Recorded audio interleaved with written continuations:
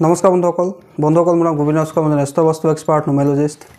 বন্ধুসকল আপোনালোকৰ সুবিধাৰ্থে মই চেনেলটোত বাস্তুৰ সম্পৰ্কে সংখ্যা তত্ত্বৰ সম্পৰ্কে জ্যোতিষৰ সম্পৰ্কে তাৰ লগতে তন্ত্ৰৰ বিভিন্ন প্ৰয়োগৰ ভিডিঅ'সমূহ ইয়াত আপলোড কৰি থাকোঁ গতিকে যদিহে আপোনালোকৰ মোৰ চেনেলৰ ভিডিঅ'সমূহ চাই ভাল লাগে অনুগ্ৰহ কৰি মোৰ চেনেলটো সাবস্ক্ৰাইব কৰিব ভিডিঅ'সমূহ লাইক কৰিব কমেন্ট কৰিব আৰু যিমান পাৰে শ্বেয়াৰ কৰিব বন্ধুসকল আজি মই আপোনালোকৰ লগত এটা বিশেষ সমস্যাৰ সমাধানৰ উপায় সম্পৰ্কে আলোচনা কৰিবলৈ আগবাঢ়িছোঁ গতিকে অনুগ্ৰহ কৰি আপোনালোকে ভিডিঅ'টো শেষলৈকে চাব যাতে সম্পূৰ্ণ কথাখিনি বুজি পায় বন্ধুসকল আজিকালি হৈছে টেকনলজিৰ যুগ মোবাইল ফোনৰ যুগ ইন্টাৰনেটৰ যুগ আজিকালিৰ যুগত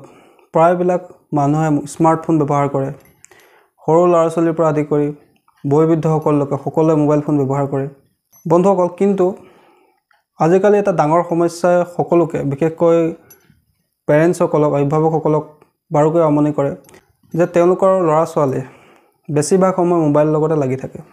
পঢ়া শুনা কৰিবলৈ বিশেষ মন নকৰে মোবাইলতে ৰিল চাওঁতে কাৰ্টুন চাওঁতে এইবিলাক চাওঁতে তেওঁলোকে বেছি সময় কটাই দিয়ে অৱশ্যে ইয়াৰ কিছুমান ভাল প্ৰভাৱো আছে যাৰ কাৰণে তেওঁলোকে টেকনলজিৰ লগত চিনাকি হৈছে বা তেওঁলোকে বিভিন্ন এডুকেশ্যনৰ ভিডিঅ'বিলাক চাই তাৰ পৰা তেওঁলোকে জ্ঞানো আহৰণ কৰিব পাৰে কিন্তু বহুতে এই জ্ঞান আহৰণ কৰা বস্তুৰ পৰিৱৰ্তে তেওঁলোকে ৰিল চাই গেম খেলি মোবাইলত ব্যস্ত হৈ থাকে পঢ়া শুনা কৰিবলৈ মন নকৰে আৰু লাহে লাহে আপোনাৰ সন্তান মোবাইলৰ প্ৰতি এডিক্টেড হৈ গৈছে অৰ্থাৎ মোবাইল নহলে তেওঁলোক থাকিব নোৱাৰে মোবাইল নাচালে তেওঁলোকে কথা ক'লে শুনিব নোখোজে পঢ়াৰ সময়তো তেওঁলোকে মোবাইলটো টিপি থাকিব খোজে ভালকৈ পঢ়া শুনা কৰিবলৈ মন নকৰে মোবাইলৰ লগতে ব্যস্ত হৈ থাকিব খোজে বন্ধুসকল এইটো এটা ডাঙৰ সমস্যা এই মোবাইলৰ এডিকশ্যন দূৰ কৰা এটা অত্যন্ত শক্তিশালী উপায় সম্পৰ্কে মই আজি ক'বলৈ আগবাঢ়িছোঁ গতিকে অনুগ্ৰহ কৰি ভিডিঅ'টো শেষলৈকে চাব যাতে সম্পূৰ্ণ কথাখিনি বুজি পায় বন্ধুসকল এই মোবাইল ফোনৰ আসক্তিয়ে বহুতকে বিভিন্ন সমস্যা দিয়ে বিশেষকৈ পঢ়ি থকা ল'ৰা-ছোৱালীক শিক্ষা দীক্ষাৰ ক্ষেত্ৰত সমস্যাৰ সৃষ্টি কৰে বা তেওঁলোকক মনোযোগ দি পঢ়াৰ ক্ষেত্ৰত সমস্যাৰ বা বাধাৰ সৃষ্টি কৰে আপোনাৰ সন্তানৰ যদি মোবাইল ফোনৰ এডিকশ্যন আছে বা তেওঁলোকে যেতিয়াই তেতিয়া মোবাইল লগতে ব্যস্ত হৈ থাকে পঢ়া শুনা কৰিবলৈ মন নকৰে পিতৃ মাতৃৰ কথা নুশুনে আপোনালোকৰ কথা মানিব নোখোজে সেই ক্ষেত্ৰত আমি কি উপায় কৰা উচিত বন্ধুসকল যদি মোবাইল ফোনৰ এডিকশ্যন আছে তেন্তে সেই এডিকশ্যন দূৰ কৰাৰ দুটা উপায় আপোনালোকক আজি মই শ্বেয়াৰ কৰিম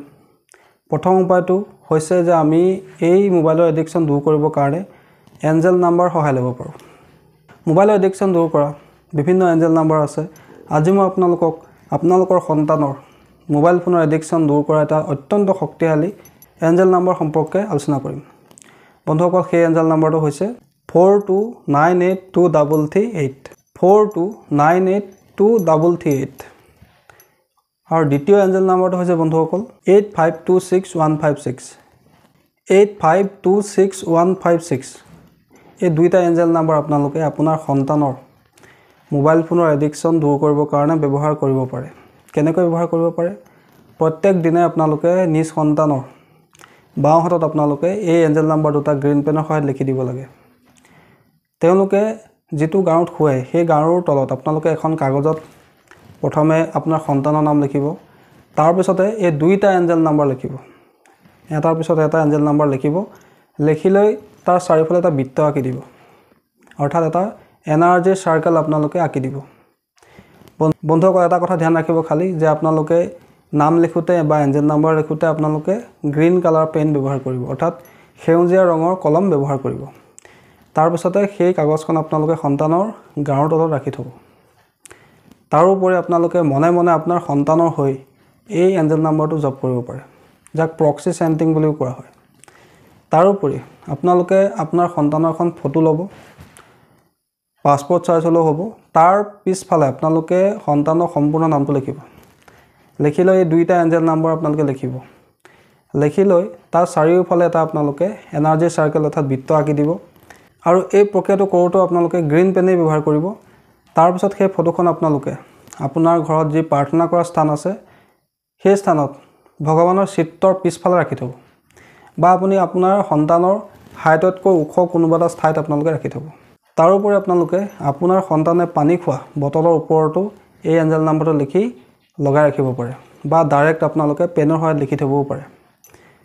এইদৰে কৰিলে বন্ধুসকল আপোনাৰ সন্তানৰ যদি মোবাইলৰ এডিকশ্যন হৈ গৈছে সেই এডিকশ্যন লাহে লাহে আঁতৰি যায়